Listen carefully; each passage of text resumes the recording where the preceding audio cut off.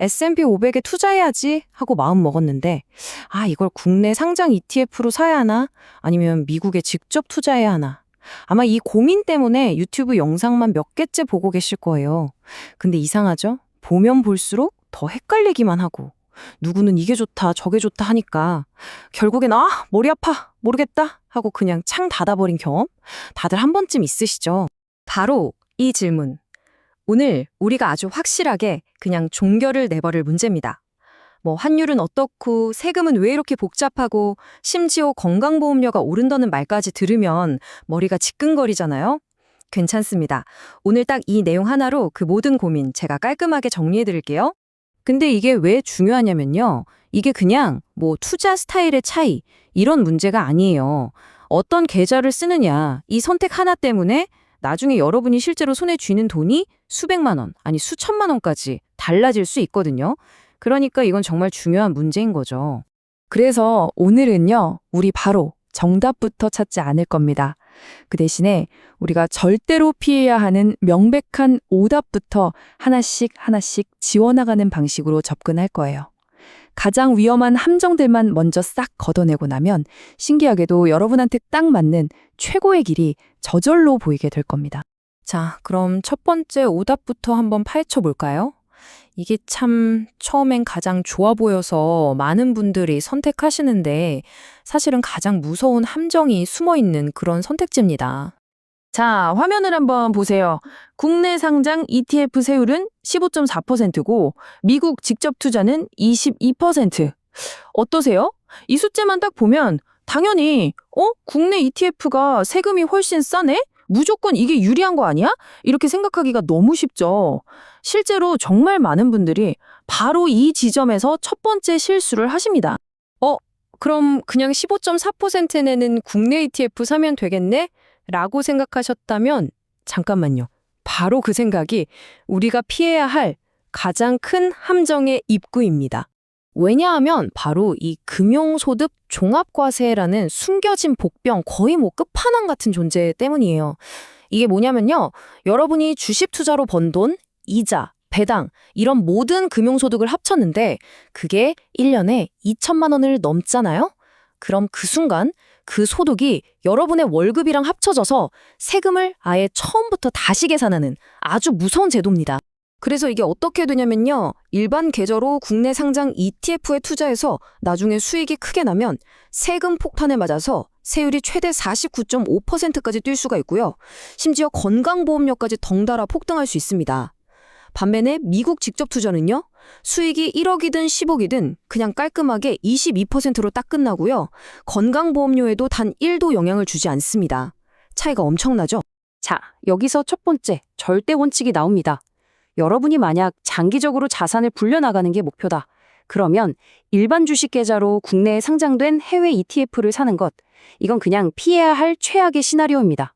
이제 이 선택지는 우리 머릿속에서 완전히 지워버리는 겁니다. 아시겠죠? 자, 가장 위험한 길 하나를 지웠으니까 이제 마음이 한결 편해지셨죠? 좋습니다.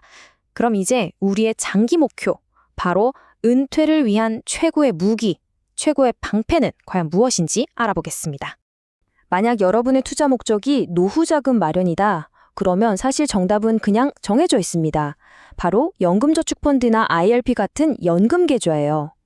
이 계좌는요, 거의 마법 같은 초능력을 세 가지나 가지고 있어요. 첫째, 수익이 나도 당장 세금을 안 떼가요. 나중으로 밀어주니까 복리 효과가 어마어마해지죠. 둘째, 나중에 55세 넘어서 돈을 찾을 때도 세금을 엄청 조금만 냅니다. 3.3에서 5.5%요.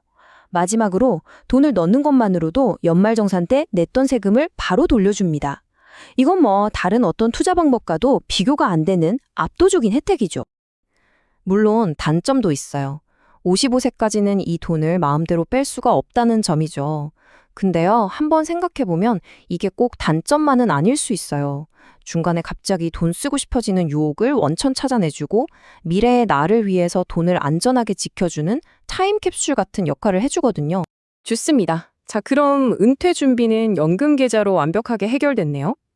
그럼 한 5년에서 10년 뒤에 내 집 마련 자금이라던가 우리 아이 학자금 같은 중기 목돈은 어떻게 모아야 할까요?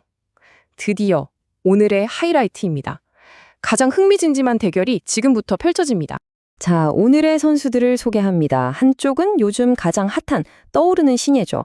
만능 절세 통장으로 불리는 ISA 괴좌. 그리고 다른 한쪽은 오랫동안 그 자리를 지켜온 전통의 강자 미국 직접 투자합니다. 과연 어떤 전략이 우리의 중기 목표 달성에 더 유리할지 한번 제대로 붙어보죠. 말로만 하면 재미없잖아요. 직접 숫자로 한번 확인해 보겠습니다. 아주 현실적인 상황을 가정해서 3년 동안 열심히 투자해서 총 3천만 원의 수익이 났다고 치고 한번 시뮬레이션을 돌려보겠습니다. 이 계산 결과를 한번 보세요. 이게 정말 흥미롭습니다.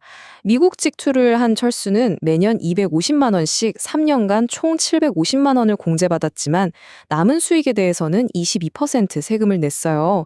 반면에 ISA를 쓴 영희는 비과세 혜택은 200만 원밖에 못 받았지만 그 나머지 수익 전체에 대해서 9.9%라는 훨씬 낮은 세율을 적용받았죠. 그래서 최종 결과는 어떻게 됐을까요? 똑같이 3천만 원을 벌었는데도 영희가 철수보다 무려 218만 원이나 더 많은 돈을 손에 쥐게 됐습니다. 와, 이게 바로 ISA 계좌가 가진 저율 과세의 힘을 아주 명확하게 보여주는 거죠. 단지 어떤 통장을 썼느냐, 이 차이 하나가 이 결과를 만들어낸 겁니다. 자, 이 결과만 딱 보면 그럼 무조건 ISA가 정답이네 싶으시죠? 근데 늘 그렇듯이 투자에 무조건이라는 건 없습니다.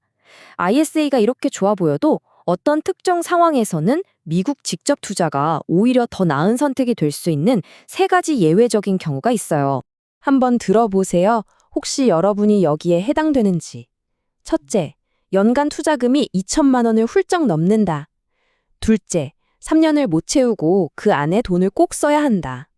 셋째, 나는 원화가 아니라 달러 자산을 그대로 가지고 있고 싶다. 만약 이 3가지 중 하나라도 해당된다면 이럴 땐 ISA의 절세 혜택보다는 직접 투자의 유연함이 더 큰 장점이 될 수 있습니다. 자, 이제 모든 퍼즐이 다 맞춰졌습니다. 이 복잡했던 내용을 제가 딱 2단계로 정리해 드릴게요. 여러분의 투자 기간과 금액을 이 기준에 한번 대입해 보세요. 그러면 앞으로 어떤 길로 가야 할지 아주 명확한 답을 얻으실 수 있을 겁니다. 그런데 잠깐만요. 이걸로 모든 설명이 끝난 줄 아셨죠? 아닙니다. 여러분이 지금 당장 오늘 바로 ISA 계좌를 만들어야 하는 아주 중요한 시간과 관련된 비밀이 하나 더 남아 있습니다. 이게 뭐냐면요. ISA의 비과세 혜택을 받기 위한 조건이 3년이잖아요. 근데 이 3년이라는 시간이 돈을 입금한 날부터 시작하는 게 아니라 계좌를 만든 바로 그 순간부터 카운트다운이 시작됩니다. 그러니까 지금 당장 단돈 10,000원이라도 넣어서 계좌를 그냥 만들어만 둬도 3년이라는 시계가 그때부터 똑딱거리기 시작하는 거죠. 나중에 정부가 혜택을 더 늘려줬을 때 미리 준비해둔 사람만이 그 열매를 바로 따먹을 수 있는 겁니다. 이런 말이 있죠. 투자에서 가장 비싼 비용은 수수료도 세금도 아닙니다. 바로 망설임이라고요. 오늘 이 결정에 필요한 모든 정보는 다 얻으셨으니까요. 이제 더 이상 망설일 이유가 전혀 없습니다. 오늘 이 시간으로 그동안 여러분 머릿속을 복잡하게 했던 미국 ETF 투자에 대한 안개가 시원하게 거쳤기를 바랍니다. 이제 여러분은 혼란스러운 정보의 숲을 헤매는 대신 여러분만의 명확한 지도를 손에 쥐고 확신에 찬 투자 여정을 시작하실 수 있을 겁니다.